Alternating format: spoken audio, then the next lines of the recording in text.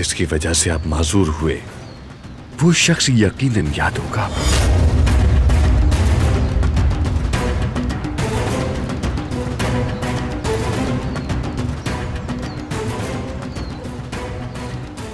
कुछ याद आया?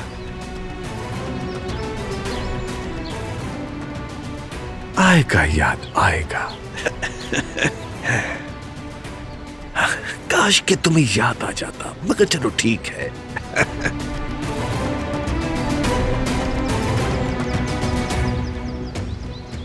बरसों पहले जो तुम्हारे साथ किया था, अब तुम्हारे दोनों बेटों के साथ करूंगा। दोनों को रास्ते से हटा दूंगा। लेकिन थोड़ी उलझन है भाई, पहले जहान को जलाऊं या फिर बारान को? तुम्हारा क्या मशवरा है?